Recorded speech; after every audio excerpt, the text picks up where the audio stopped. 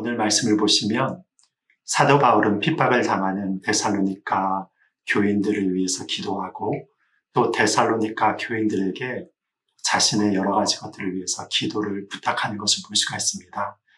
성도인들의 삶 가운데서 가장 아름다운 교제는 바로 이렇게 서로를 위해서 기도하는 것이 아닐까 생각이 됩니다. 우리 교회도 하나님의 사랑 안에서 서로가 기도로 나가시면서 하나님 안에서 아름다운 교제를 나누시기를 바랍니다. 오늘 이 시간에 하나님께서 우리에게 주신 말씀은 데살로니가 후서 2장 13절부터 3장 5절 말씀입니다. 제가 읽겠습니다. 주께서 사랑하시는 형제들아, 우리가 항상 너희에 관하여 마땅히 하나님께 감사할 것은 하나님이 처음부터 너희를 택하사 성령에 거룩하게 하심과 진리를 믿음으로 구원을 받게 하심이니, 이를 위하여 우리의 복음으로 너희를 부르사 우리 주 예수 그리스도의 영광을 얻게 하려 하심이니라. 그러므로 형제들아, 굳건하게 서서 말로나 우리의 편지로 가르침을 받은 전통을 지키라. 우리 주 예수 그리스도와 우리를 사랑하시고 영원한 위로와 좋은 소망을 은혜로 주신 하나님 우리 아버지께서 너희 마음을 위로하시고 모든 선한 일과 말에 굳건하게 하시기를 원하노라. 끝으로 형제들아, 너희는 우리를 위하여 기도하기를 주의 말씀이 너희 가운데에서와 같이 퍼져나가 영광스럽게 되고 또한 우리를 부당하고 악한 사람들에게서 건지시옵소서 하라. 믿음은 모든 사람의 것이 아니니라. 주는 미쁘사 너희를 굳건하게 하시고 악한 자에게서 지키시리라. 너희에 대하여는 우리가 명한 것을 너희가 행하고 또 행할 줄을 우리가 주 안에서 확신하노니, 주께서 너희 마음을 인도하여 하나님의 사랑과 그리스도의 인내에 들어가게 하시기를 원하노라. 아멘. 여러분, 하나님을 믿다가 초신자들이 가장 이해하기 힘든 부분 중에 하나가 무엇입니까? 그것은 바로 예수님의 뜻대로 신앙생활을 하다가 그럼에도 불구하고 큰 어려움과 환난에 닥치는 그런 상황이라고 말할 수 있겠습니다. 하나님의 축복을 받았다고 하는데 예수님을 믿고 나서 여러 환경들이 점점 어려워지고 핍박이 더욱 거세진다면 어떤 생각이 들겠습니까? 바로 이런 일들이 데살로니가 교인들이 접한 상황이었습니다. 예수님을 믿고 나서 그들은 이방인들 중에서도 극심한 핍박에 노출되어 있었고 당시 로마 시대에 그들의 동료로부터 따돌림을 받았습니다. 로마 시대 가운데서도 상인들의 연합체인 길드 같은 그런 공동체가 존재하고 있었습니다. 그래서 그들은 서로 상업을 같이 하면서 도움을 주고받는 관계에 있었습니다. 그들은 또한 그리스 로마 신들에게 제사를 드릴 때에 함께 제사를 드리면서 우상에게 제물을 바치고 거기에 예배를 하는 공동체였습니다. 그런데 예수님을 믿는 자들은 더 이상 우상들에게 제물을 바치지 아니하고 그들이 섬기는 신들이 다 가짜라고 이야기를 하니까 그들에게 당한 핍박이 얼마나 컸겠습니까? 그들은 동료로부터 따돌림을 당할 수밖에 없었고 주류 상권으로부터 배제를 당하고 경제적으로도 극한 어려움을 당하는 여러 사람들이 생겨나기 시작하였습니다. 여러분, 이런 핍박과 어려움을 당하는 데살로니가 교인들을 향하여서 사도 바울은 어떤 소망을 제시하는 것입니까? 사도 바울은 비록 지금 그들의 삶은 극한 어려움의 상황 가운데서 처한다 할지라도 그들에게는 하나님의 약속으로 말미암는 영원한 영광의 미래가 기다리고 있다는 것을 밝히고 있습니다. 14절 말씀입니다. 이를 위하여 우리의 복음으로 너희를 부르사 우리 주 예수 그리스도의 영광을 얻게 하려 하심이니라. 이렇게 사도 바울이 선언하고 있습니다.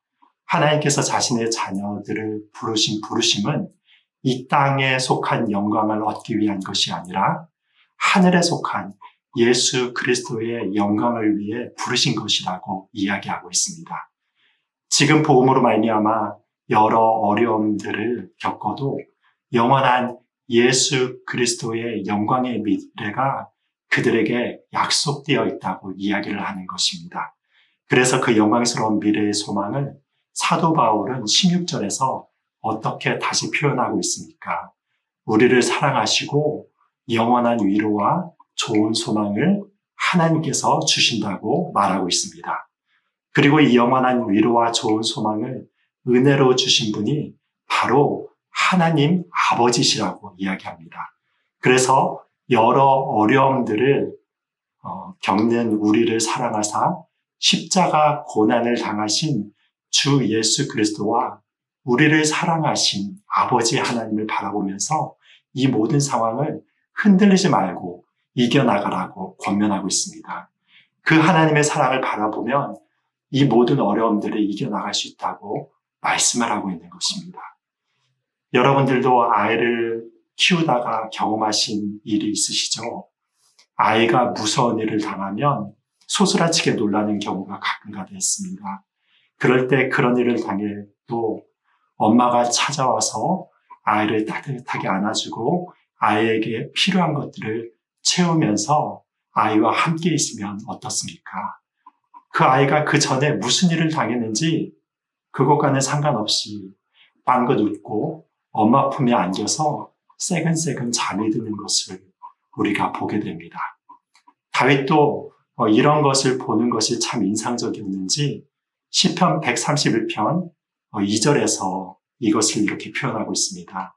실로 내가 내 영혼으로 고요하고 평온하게 하기를 젖된 아이가 그의 어머니 품에 있음 같게 하였나니 내 영혼이 젖된 아이와 같도다 라고 표현합니다. 여러 어려움에 처한 데살로니가 교인들에게 사도 바울이 이야기하는 것은요, 이런 것과 마찬가지입니다. 아기가 자기를 생명보다 사랑하는 엄마를 쳐다보듯이 바로 우리를 사랑하시고 영원한 위로와 좋은 소망을 은혜로 주신 하나님만을 바라보라고 이야기하고 있습니다. 여러분, 이런 경험들은 여러분들도 많이 하셨으리라고 생각합니다. 많은 어려운 순간, 우리 마음이 견딜 수 없고 여러 걱정으로 마음이 심란해져 있을 때, 걱정으로 밤에 잠이 오지 않고 낙심이 들 때, 그 마음을 안고 하나님 아버지 앞에 나와서 우리의 마음을 기도로서 쏟아내면 어느 순간 깊이 위로하시는 하나님의 은혜가 우리 마음을 든든하게 하시고 소망의 마음을 다시 주시고 회복시키는 것을 경험하게 됩니다. 제가 신학대학원 시절에 경험했던 일이었습니다. 저는 대학원에 가서 생각하는 신학대학원의 모습과 그 실제의 신학대학원의 모습이 너무 차이가 있어서 충격을 받았습니다. 신대원을 합격하고 동계 어학광자라는 곳을 들어갔는데 히브리어와 헬라어 기초과정을 2달 동안에 마스터하는 과정이었습니다. 그런데 그 시간에 정말 아무것도 안 하고 계속 헬라어, 히브리어, 문법과 단어를 외우고 매일 수업을 듣고 시험을 치는 정말로 아주 빡빡한 시간들을 보내게 되었습니다. 그런데 그 시간에 이런 시간들이 지나고 나니까 저의 마음이 너무나 견딜 수 없이 마음 가운데서 참 공허함과 그리고 답답한 마음들이 들었습니다. 그래서 그런 마음이 들 때마다 매일마다 학교 뒷산에 올라가서 하나님께 기도를 드렸습니다.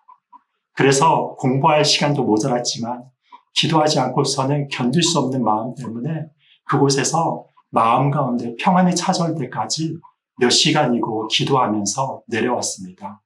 제가 다녔던 한국의 신학교는요, 용인의 양지라는 곳에 있었습니다. 그런데 왜 양지라는 이름이 붙여졌냐면 그 지역에 햇볕이 들어오지 않고 겨울철에 너무나도 추웠기 때문에 그 지역의 특성과는 반대가 되는 양지라는 따뜻한 이름을 붙여준 것입니다. 그래서 한겨울에는 모든 산이 꽁꽁 얼어붙어서 눈으로 쌓여 있었고 섭씨로 영하 10도 아래로 떨어지고 화씨로도 10도 아래로 떨어지는 그 강추위가 있었던 그런 일기가 자주 있었던 곳이었습니다. 그런 곳에서 밤이 되면 산 중턱에 난방도 되지 않는 기도실에 들어가서 마음의 평안이 찾아올 때까지 몇 시간 동안이나 기도하면서 목이 터져라고 기도하면서 내려왔습니다. 그런데 그때 참 잊지 못할 경험을 하게 되었습니다. 기도하는 도중에 그 난방도 되지 않는 차가운 곳에 1인용 기도실이 갑자기 따뜻해지는 것을 느끼게 되었습니다. 몸도 갑자기 따뜻해지는 것을 느꼈습니다. 그래서 이게 무슨 일인가 하고 눈을 번쩍 떠서 주변을 살펴보았는데 아무도 없었습니다. 그때 마음 깊은 곳에서 하나님께서 저를 향해서 그렇게 말씀하시는 것을 들었습니다. 아들아, 내가 너를 사랑한다. 그 음성을 듣는 순간에 마음이 울컥해지고 눈물이 쏟아졌습니다. 하나님께서 나를 사랑하셔서 이 추운 겨울에 찾아오셨다니. 그리고 그 추운 날에 나의 마음을 따뜻하게 하시고 마음뿐만이 아니라 그 기도실 전체를 따뜻하게 하셔서 그 사랑을 표현하셨다는 것이 제 마음에 너무 감격스러웠습니다. 여러분, 우리는 여러 어려운 순간들을 만나고 또한 여러 어려움에 때로는 하나님의 말씀을 지키기 때문에 찾아오는 어려움들이 있습니다. 그리고 그런 어려움이 들 때 연약한 마음이 들 때도 있고 하나님께 원망의 마음이 들기도 하고 어떤 자들은 그 원망 때문에 하나님을 떠나기도 합니다. 그러나 여러분, 하나님은 우리에게 이 세상을 살아가는 동안에 우리의 고난을 면제해 주시기 위해서 찾아오신 분이 아니십니다. 오히려 하나님은 우리가 고난당하는 한복판에 찾아오셔서 우리와 함께 고난을 당하시고 그 고난을 통해서 고난을 뛰어넘는 하나님의 깊은 사랑을 보여주십니다.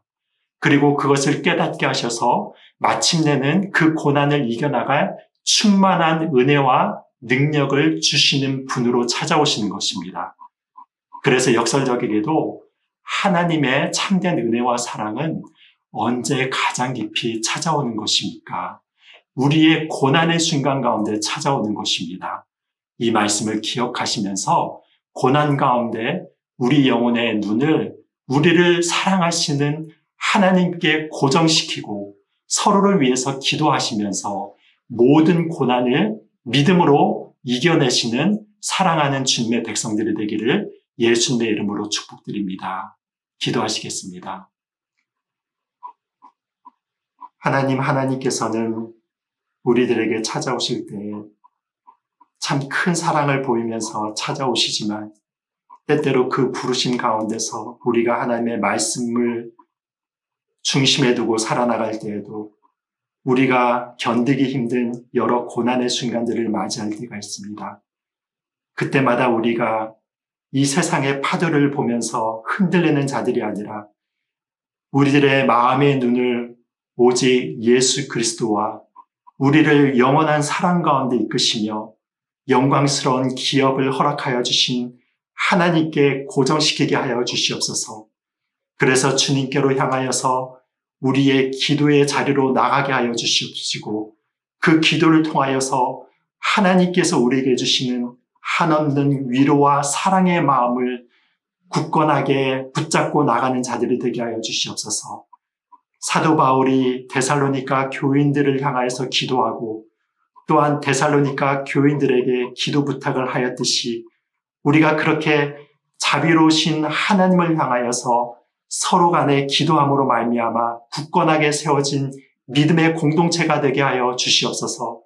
그래서 이 어려운 상황들을 기도로 말미암아 이겨나가서 영광스러운 부르심을 향하여서 낙심하지 않고 전진하는 하나님의 백성들에 대해서 축복하여 주시옵소서. 예수님의 이름으로 기도드립니다. 아멘.